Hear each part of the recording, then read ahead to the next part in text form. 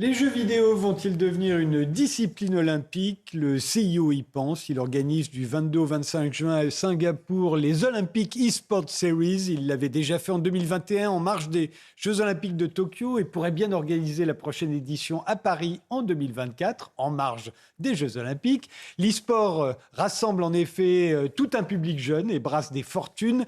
L'équipe OG, vainqueur des championnats du monde de Dota 2 en 2019, a remporté 15 millions de dollars. Au tournoi de Roland-Garros, la même année, les vainqueurs, hommes et femmes, ont touché seulement 2,3 millions d'euros chacun. La question, c'est est-ce que c'est vraiment un sport? On en débattra maintenant. On en débat maintenant avec Philippe Rodier, qui est manager d'Altelec. Altelec, c'est ça? Athletech, c'est-à-dire Athletech.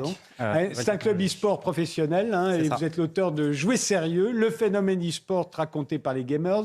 Laurent Felous est avocat spécialisé dans le droit du sport. Et Fernand Lopez nous a rejoint. Vous êtes aujourd'hui l'un des plus grands entraîneurs de MMA. La MMA, c'est ce sport de combat très violent dont on va voir tout de suite quelques images. Un sport qui a lieu dans une cage et qui a mis longtemps lui aussi avant d'être considéré comme un sport parce qu'il était jugé trop violent justement. Alors c'est la première question que je voudrais poser à tous les trois. Les jeux vidéo sont-ils un sport ? Si on en croit un sondage réalisé en 2019, 70% des Français ne considèrent pas l'e-sport comme un sport. Vous, quel est votre avis, Fernand Lopez? Vous savez ce que c'est que le sport de haute compétition, vous? Il n'y a aucun doute. Il y a 4 éléments qui sont nécessaires pour qu'on puisse considérer un sport. C'est le fait déjà qu'on puisse développer une ou plusieurs qualités physiques. Quand on joue aux jeux vidéo, on développe des qualités physiques. Notamment le fait d'avoir la préhension, les fléchisseurs des doigts qui vont manipuler. On a besoin d'avoir le dos, une stature, une posture avec une hypertonicité du dos. Sinon, on aura mal, on va mal vieillir. Et puis, il faut avoir un cadre institutionnel. Aujourd'hui, l'e-sport se construit à des teams comme ça, à des grosses équipes qui jouent à des jeux. Et puis, il y a finalement il faut une quatrième option, c'est un quatrième point qui est important, c'est celui d'avoir de la compétition, s'organiser à pouvoir avoir une compétition. Aujourd'hui, on a des compétitions qui se créent. Et puis finalement, il y a un point qui est important, c'est de se fédérer. On a les 4 points les plus importants pour pouvoir être un sport. Et aujourd'hui, je n'ai aucun doute dessus, je le dis sans embâche, je suis certain que l'e-sport devrait être un sport.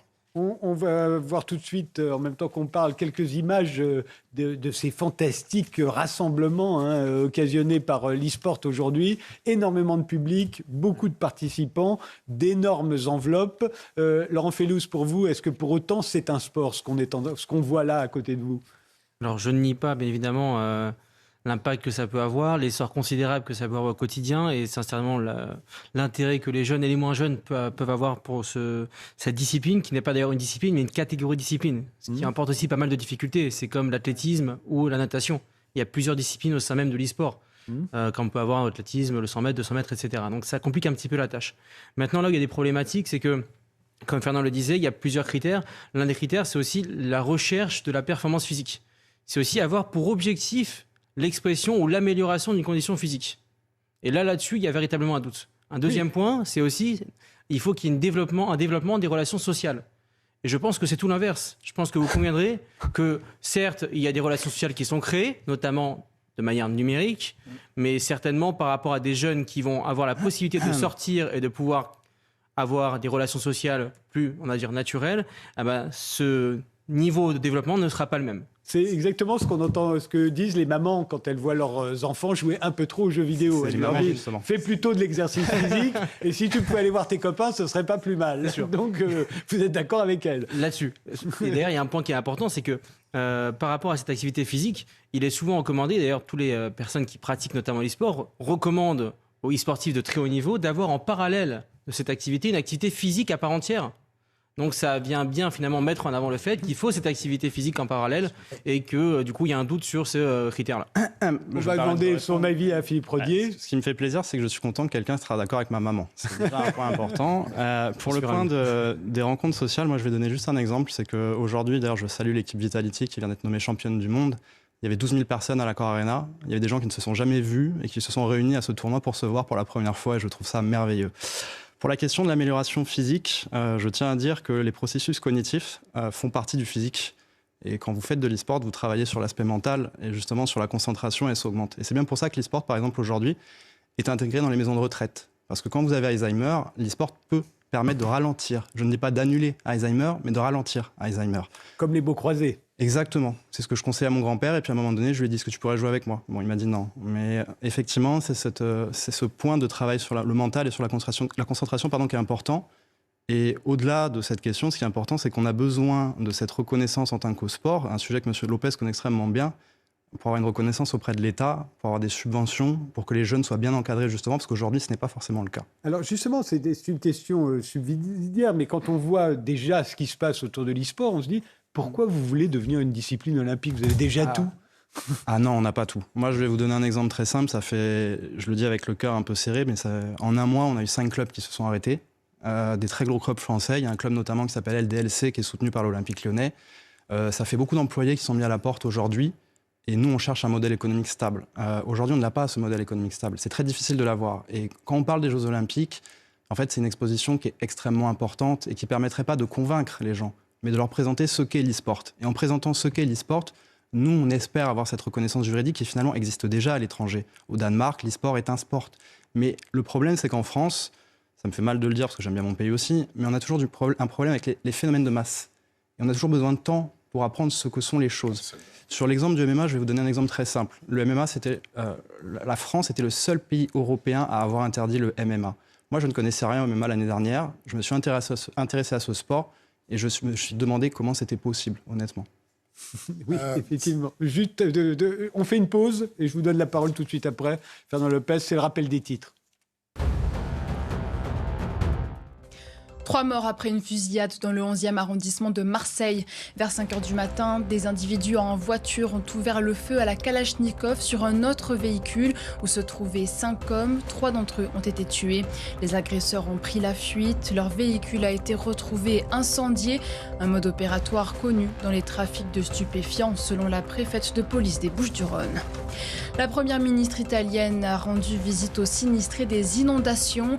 Giorgia Meloni présidera un conseil des ministres mardi pour débloquer des fonds d'urgence.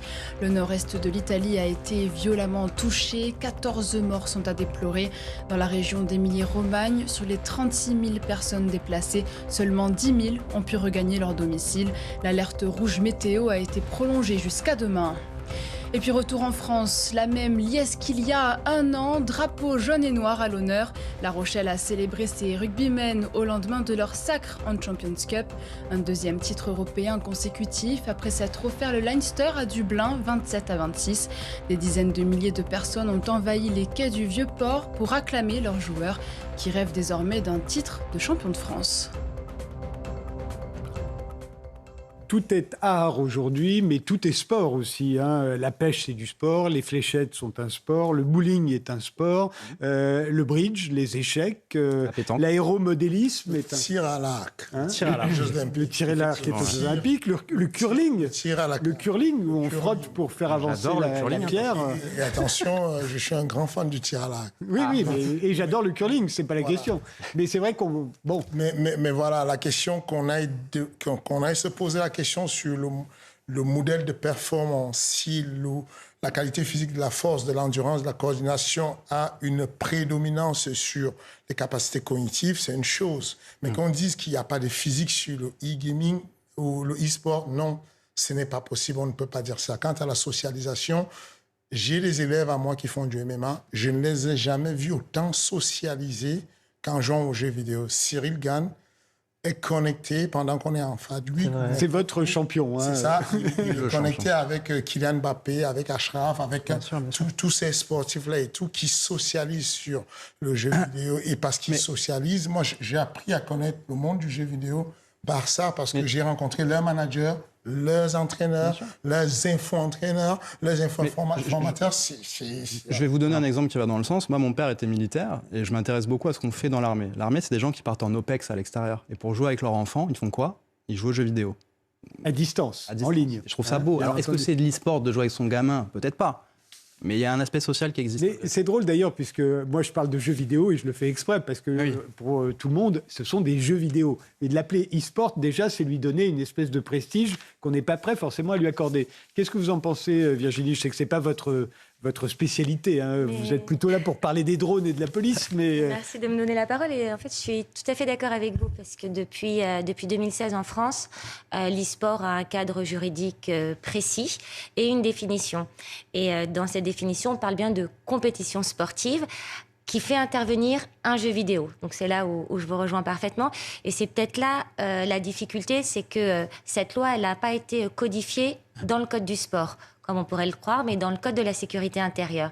Et une des raisons pour lesquelles on ne peut pas transposer tel quel le droit du sport sur le droit de l'e-sport, c'est bien parce qu'il y a ce jeu vidéo qui nécessite finalement pour les promoteurs, pour les organisateurs de compétitions et de tournois, d'obtenir l'autorisation préalable de l'éditeur du jeu vidéo. Donc les spécialistes que nous sommes en droit du numérique, de l'e-sport, du sport, on penche plutôt vers des cadres juridiques distincts. Pas besoin d'unifier le droit du sport avec le droit de l'e-sport, en tout cas selon les juristes. Laurent Fellouz? Alors j'aimerais plutôt revenir, je suis tout à fait d'accord avec ce que dit ma consoeur sur plusieurs points. Là où il y a peut-être un sujet, c'est sur les compétitions, parce qu'on parle notamment de compétitions qui soient institutionnalisées. Là-dessus, on n'y est pas. D'ailleurs, Fernand, si je peux me permettre, tu parlais bien du fait que le e-sport se construisait. Donc on n'y est pas encore. On est en pleine construction. Et ça, c'est un point qui est important. On se construit, mais c'est pas encore souci. Nous, on l'a connu sur le MMA. Pendant très longtemps, on était constitué, on avait des fédérations, on avait... Vous aviez des fédérations, parce que nous, on n'a pas. C'est ça, on avait même la fédération internationale, ensuite il y avait tout cet organe déconcentré jusqu'au département, mais on n'avait pas la légitimité. Aujourd'hui, aller aux Jeux Olympiques, c'est un label qui va permettre de mieux faire connaître le sport, de mieux développer. Et aujourd'hui... Je rappelle que le MMA n'y est pas encore non plus. Hein. Il commence, mais il sera à Paris, là, ça y est, c'est acquis. Le MMA pourrait être aux Jeux Olympiques en démonstration, ce qui est déjà une bonne chose, parce qu'on a toutes les valeurs qui vont vers ça. C'est-à-dire que le fair play, la déontologie, l'éthique et tout ce qu'il y a comme valeur d'équité, d'égalité sur le sport et tout, on les a aujourd'hui. On parle d'e-sport. Une étude de 2005 montre que 40% des joueurs de sport sont des femmes, d'e-sport sont des femmes. C'est incroyable. C'est une étude qui prouve juste qu'on est complètement dans ce qu'on veut pour le développement du sport en France. L'une des raisons pour lesquelles le golf, d'ailleurs, n'ait plus été une discipline olympique au début du XXe siècle, c'est qu'il n'y avait plus que des hommes qui en faisaient du golf. C'est pour ça qu'on l'a retiré. Donc oui, moi, j'aimerais juste dire qu'il y a quelques années encore en arrière, on ne savait pas c'était quoi les capacités cognitives, qu'est-ce que faisait l'e-sport. Aujourd'hui, on a des gamers qui sont capables, sur des sports comme le StarCraft, de faire 400 actions à la minute. Exactement. Si j'ai la possibilité, moi, d'avoir mes élèves en MMA qui me font autant d'actions à la minute ou qui se rapprochent de la capacité à résoudre des problèmes décisionnels, des contraintes décisionnelles à cette vitesse. C'est Mohamed Ali. Mais bien sûr, je me permets d'arrêter M. Fernand Lopez, mais pour devenir justement ce que vous êtes en train de dire, l'e-sport est utilisé dans des sports en tant qu'entraînement. Je vais donner un nom, ça s'appelle le Neurotracker, qui est utilisé par des grands sportifs, justement, Israël Adesanya, utilise ce type d'entraînement. Et bien évidemment que c'est important pour la capacité à réfléchir plus vite. Moi, j'ai été joueur professionnel, j'ai été champion de France en 2010, donc j'ai une carrière pas de joueur professionnel véritablement comme c'est le cas aujourd'hui, mais je me suis entraîné pendant 10 ans. Je vois aujourd'hui pourquoi j'arrive à prendre des décisions plus rapidement, etc. La plupart des e-sportifs de mon époque, aujourd'hui, gèrent des postes extrêmement importants. J'ai quelqu'un qui travaille à la City, dans des équipes extrêmement importantes, justement parce qu'ils ont appris à réfléchir plus vite. Et ça peut être important, justement, comme on le disait tout à l'heure, pour Alzheimer, pour des enfants aussi qui ne sont pas forcément très éveillés. Il y a plein de sujets auxquels l'e-sport peut apporter. Malheureusement, comme je le dis à chaque fois, on en revient sur... Je vais donner un exemple simple et je vais le faire. Quand vous ouvrez votre reportage en montrant les premières images du MMA, le premier mot qui est greffé, c'est violence. Mais ça aurait pu être un autre mot. C'est ça. Oui, c'est comme ça qu'on le voit, le MMA. Et c'est l'origine de ces problèmes. Monsieur Tadei, les gens qui sont devant la télé... On rajouter qu'on jouait dans une cage. Monsieur Tadei, les gens qui sont devant la télé, malheureusement... Ils retiennent quoi? Ne sont pas assez éduqués pour comprendre tous ces détails. Et le problème, c'est ce mot violence que vous mettez en début d'émission permet à l'audience de fonctionner très bien, mais détruit la culture même de ce truc. Oui, c'est que vous avez sans doute raison. L'essence même d'un sport de combat, c'est la violence. Quel que soit le sport, hein, dès qu'il y a une opposition physique et qu'il y a un besoin de suprématie physique de Teddy Riner en judo ou de la lutte ou de n'importe quel sport olympique où il y a de la boxe, par exemple, c'est de la violence. Mais est-ce que le MMA est plus violent qu'un autre sport? Non. Est-ce que quand on fait du tir à la carabine, est-ce qu'il y a un peu de physique et beaucoup de cognitif? Oui. Est-ce que c'est la même chose pour e-sport? Oui.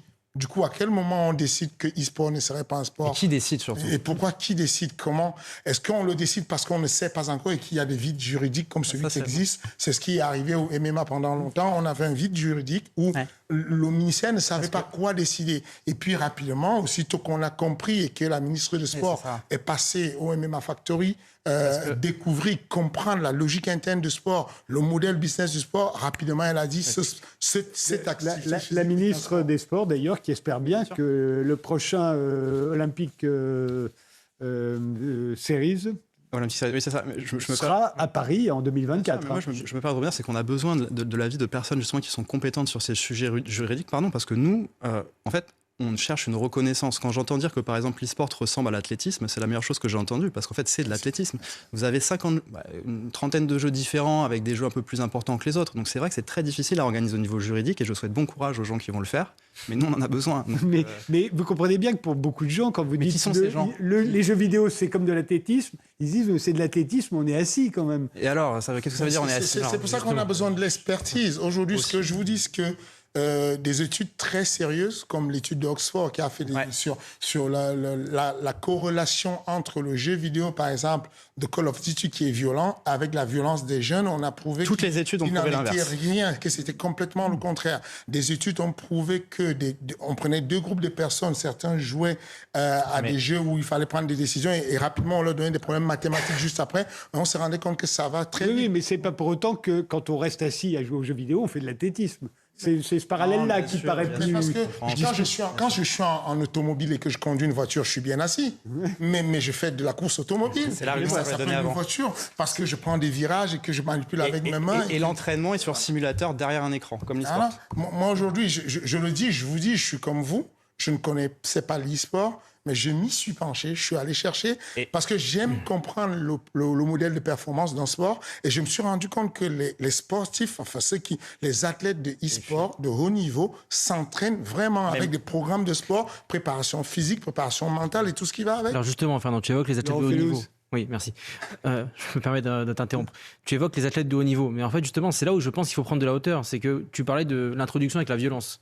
C'est là où il y a potentiellement un sujet, c'est que certes, il y a d'autres disciplines, on parlait de plusieurs disciplines, il y a d'autres jeux vidéo qui sont moins violents, bien évidemment, mais en fait, l'idée, c'est qu'il y a ceux qui vont avoir une activité qui sera professionnelle, qui vont être suivis, qui vont avoir la capacité potentiellement cognitive qui sera plus élevée, mais d'autres qui vont suivre aussi, ceux qui vont être professionnels et qui n'auront pas forcément, ces capacités, donc il n'y aura pas ce critère physique. Et deuxièmement, il y aura la problématique des relations sociales, parce que vous évoquiez notamment le fait qu'il y avait 12 000 personnes lors d'une compétition, mais ceux qui ne sont pas présents dans cette compétition sont seuls. Alors certes, il va y avoir quelques connexions via notamment l'aspect numérique. C'est pour ça que je vais me permettre de vous arrêter, c'est qu'il faut un cadre juridique pour qu'il y ait des clubs locaux, c'est-à-dire que par exemple un jeune qui soit dans un collège et qui dise je veux être joueur e-sport, qu'on puisse l'orienter vers un club pour que sa pratique soit encadrée. Aujourd'hui, ça n'existe pas. On peut très bien faire des clubs sans pour autant avoir la qualification de sport. Et comment on a les subventions du coup? Mais sinon, pour autant, mais surtout que la non-législation... moi j'ai besoin d'argent pour mes clubs et pour les faire vivre, donc j'ai besoin de subventions. Surtout que la non-législation sur la pratique laisse la pratique sauvage. Et donc plus de risques, et donc plus de dérives. Monsieur Lopez, on a tout intérêt à encadrer toute activité de ce genre. Je pense que vous avez connu ce sujet avec le nombre de salles sauvages qui se sont lancées en disant faire du MMA. Aujourd'hui, moi, je vois des clubs qui se lancent et qui se disent nous faisons de l'e-sport. Mais non, vous ne faites pas d'e-sport. Vous essayez de vendre à peu près tout et n'importe quoi à des gamins. Et le problème, c'est qu'à partir du moment où on n'a pas cette main mise par le gouvernement sur ces clubs, on ne peut pas vérifier ce qu'ils font. C'est ça. Tout s'est accéléré. Le développement de la pratique de masse au MMA s'est accéléré dès qu'il y a eu un cadre juridique, avec notamment l'obligation de qualification qu'ont tous les sports. Un coach ne peut pas se promouvoir, se dire coach, s'il n'a pas ses diplômes validés. Et le cadre juridique est important dessus. Laisser ça et faire comme si ça n'existe pas est une catastrophe. Entièrement d'accord. Catastrophe, effectivement. Virginie ? Oui, juste le cadre juridique actuel, il protège la participation des mineurs, des moins de 12 ans qui ne peuvent pas toucher de cash prize, et ensuite des 12-16 ans. Les cash prize, je rappelle, c'est les cagnottes, les prix en argent considérables. Et pour les 12-16 ans, de la même façon, le régime est adapté aux 12-16 ans, c'est-à-dire jusqu'à l'obligation de scolarisation en France. C'est pour ça que vous avez les moins de 12, 12-16 et 16 et plus, d'où la barrière des 16 ans. Et là, il faut l'autorisation parentale et l'argent qui serait gagné serait mis sous séquestre à la Caisse des dépôts et consignations, comme les enfants du spectacle, de la publicité ou de la mode.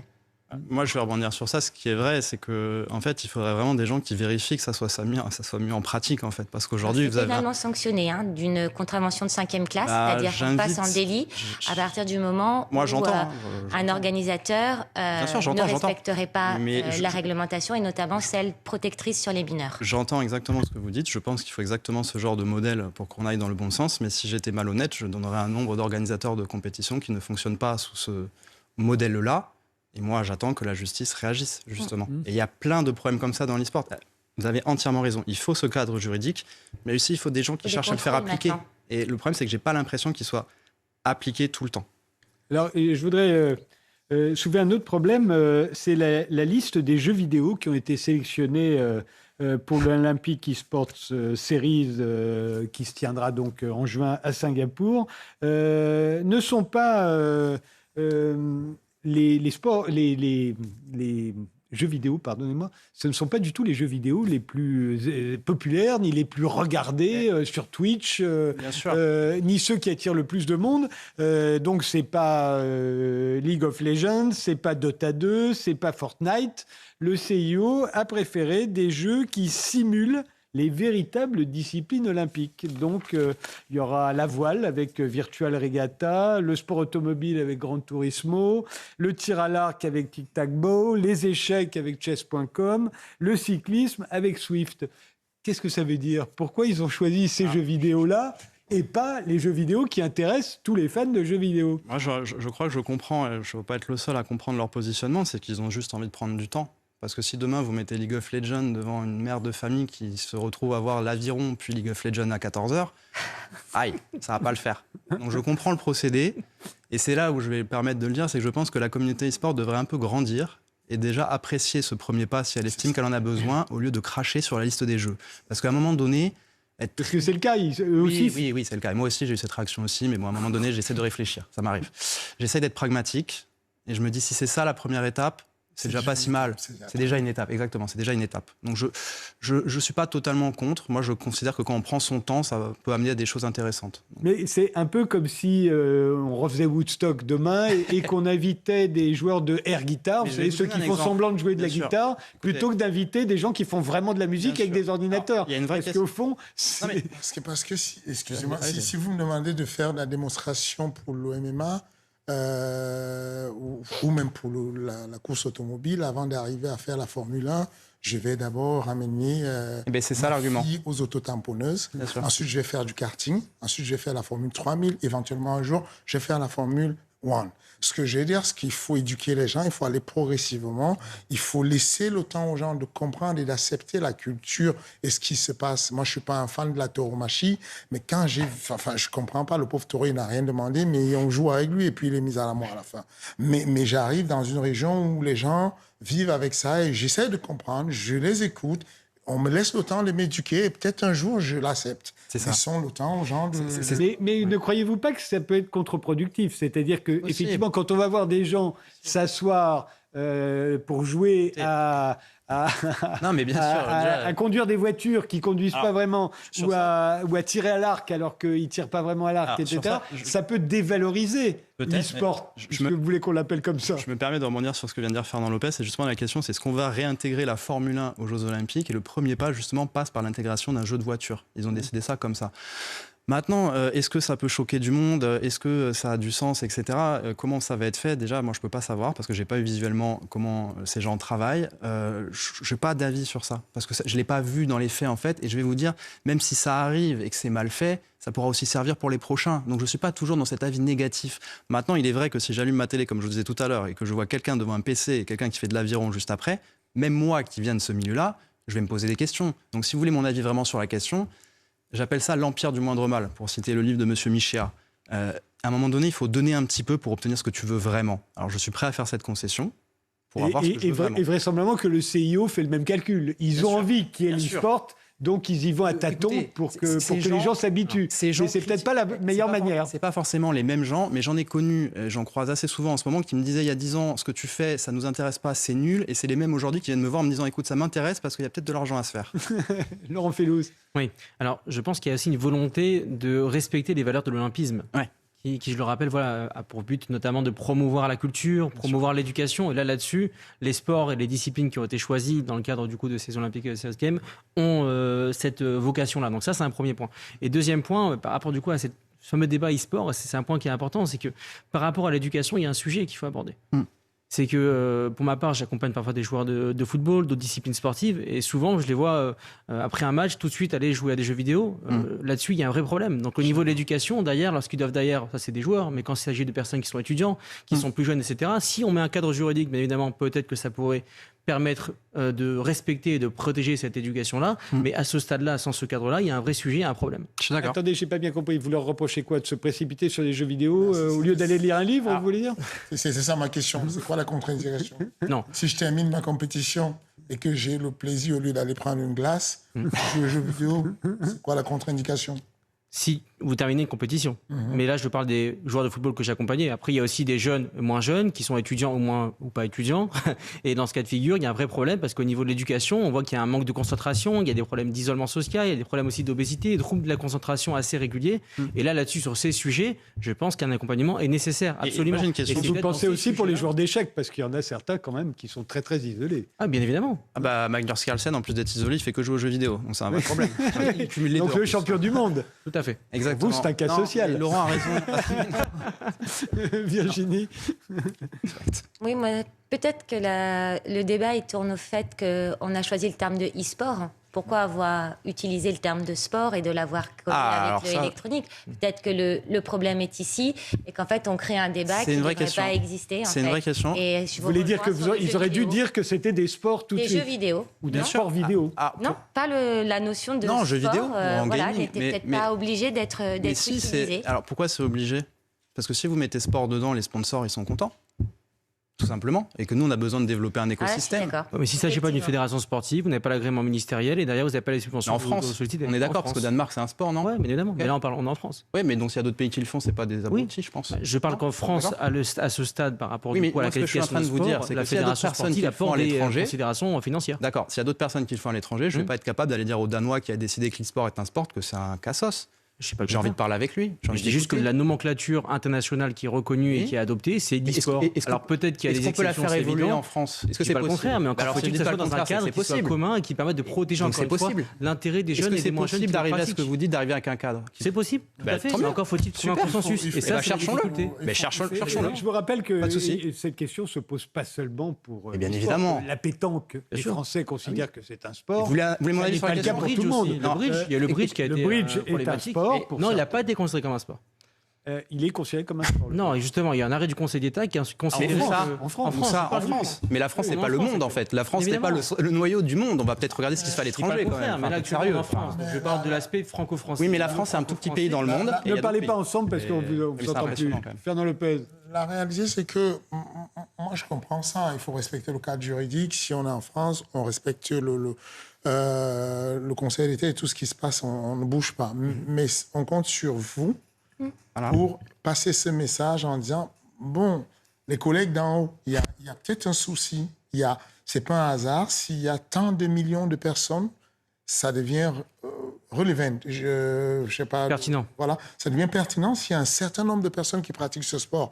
Ou on y va, on l'encadre, ou alors on fait comme si ça n'existe pas. Et c'est le même problème qu'on a eu au MMA. C'est que, on était le dernier pays. Enfin, j'ai l'impression qu'ici, en France, il y a vraiment ce que disait Schopenhauer, c'est que toutes les idées qui sont bonnes vont d'abord être diaboliques. C'est impossible, ça n'arrive pas. Et puis à la fin, tout le monde aujourd'hui dit que c'est évident. C'est que sur Canal+, on diffuse MMA, sur RMC, on diffuse MMA. Enfin, ça devient normal, le monde entier. Mais on était le dernier bastion, le dernier pays à diffuser le MMA. Et ce qui est honteux.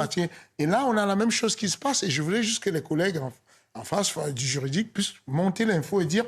Faites attention, il y a quelque chose qui se passe, peut-être qu'il faudrait l'encadrer. Et juste pour rebondir sur ça, parce que moi j'ai découvert le MMA donc il y a 1 an et demi, je suis un MMA-X, si on reprend le terme du foot-X au football. Et en fait, quand quelqu'un était capable de dire à Francis Ngannou, à Cyril Gane, toi tu fais pas du sport, alors que le mec il a traversé le continent africain, son histoire elle mériterait 15 livres d'affilée, exceptionnel. C'est un exemple pour la jeunesse ce gars-là, donc il faut l'exposer Cyril Gane. Et dans l'e-sport, on a son équivalent qui s'appelle Mathieu Herbeau Zaiwo. Son histoire, elle est exceptionnelle. C'est un modèle pour la jeunesse. L'humilité qu'il a, la rigueur à l'entraînement. Parce que justement, quand vous dites qu'il faut passer des messages auprès de la jeunesse, mais qui de mieux que les athlètes eux-mêmes pour dire justement à la jeunesse ne faites pas que de l'e-sport, faites du sport, inscrivez-vous à la natation. Bien sûr qu'il faut ça. Et l'un n'empêche pas l'autre. C'est qu'on a toujours tendance à aller voir ce qui est possible comme dérive. C'est que on prend le football. Le football, il y a des grands joueurs, il y a l'équipe de France, mais c'est une pyramide où il n'y a que la pointe là. En bas de ça, il y a une grosse vase qui sont des pratiquants lambda où il y a des dérives dans les quartiers qui jouent les soirs où il n'y a personne. Mais on ne va pas stopper le pouvoir qu'on a donné à la FFF de gérer le sport de football sous prétexte qu'il y a quelques dérives qui se passent. Aujourd'hui, on a des exemples. Je vous dis, je ne suis pas bien placé, en tout cas Cyril n'est pas bien placé au vu de son dernier combat, comment ça s'est déroulé au fait qu'il joue, mais cependant, ça ne change pas que sur les 14 combats de MMA qu'il a, il en a 12 qu'il a gagnés en jouant aux jeux vidéo. Il ne faisait que ça jouer. Mais je vous rappelle qu'il y a des sports que tout le monde reconnaît pour être des sports et qui ne sont pas aux Jeux Olympiques. Il y a le MMA, on en a parlé, démonstration seulement. Il y a le karaté, il y a le squash, il y a la pétanque, il y a le golf, il y a le rugby, il y a le polo. Le polo, il a été retiré. Il y a le skateboard. Donc, c'est pas une évidence. Non, mais monsieur Tadi, regardez qui c'est qui vient nous chercher. Moi, quand vous parlez de la pétanque, moi, je vais vous le dire en tant que pas de grand fan de pétanque, mais si la pétanque est demain avant l'e-sport aux Jeux Olympiques, ça me paraît très logique. J'ai pas de souci avec ça. Mais c'est parce que la pétanque n'a pas les mêmes moyens. Non, mais je veux dire, si on me disait, par exemple, c'est un sport plus historique, ça fait des années qu'ils attendent d'être aux Jeux Olympiques. Ils l'ont été, je crois, quand les Paris avaient augmenté les Jeux Olympiques en 1924. Exactement, bien sûr. Et moi, ça ne me gênerait pas. Je trouve ça tout à fait légitime. Je ne suis pas en train de dire « Hello, c'est moi l'e-sport, je veux passer avant tout le monde, c'est hyper important ». Je ne suis pas du tout dans cette démarche. D'ailleurs, on regarde... Merci. On regarde d'ailleurs de l'argent qui est brassé par notamment l'e-sport. Vous évoquez notamment les 15 millions de dollars. Il y a la question qui se pose, c'est de savoir est-ce qu'il y a un véritable intérêt, notamment financier, même médiatique, populaire, de pouvoir disposer de cette... si vous voyez le nombre d'emplois qui ont été créés avec l'e-sport aujourd'hui, et malheureusement, vu qu'on est en train de chercher le modèle économique stable, bien évidemment qu'il y a un intérêt, oui, ça c'est sûr et certain. Oui. C'est beaucoup d'emplois qui sont créés honnêtement, mais là où vous avez raison, c'est que sans ce cadre juridique, nous on cherche un modèle qu'on n'arrive pas à créer honnêtement. Et là où je vous rejoins encore une fois, c'est que pourquoi on a appelé ça e-sport, et en fait... Ça existait déjà à mon époque dans les années 2000. Mais là, ça arrange certaines personnes pour faire du marketing et vendre un modèle qui n'existe pas. Un modèle économique des clubs qui n'existe pas. Aucun club dans l'e-sport n'est rentable. Alors, excusez-nous, on va essayer de se défendre. Le football non plus. Non, mais d'accord, mais c'est pas du tout les mêmes revenus. Il n'y a pas de billetterie, il n'y a pas de droit télé. Et dans l'e-sport, on n'a pas de billetterie, on n'a pas de droit télé. Donc, là, mais c'est depuis qu'il y a des droits télé en foot que les clubs de football sont endettés. Oui, mais ils sont encore en vie. Barcelone joue encore. Il y en a beaucoup qui ont déposé bilan aussi. Ah, mais pas dans les grands clubs. Virginie Bensoussan-Mollet. Ah non?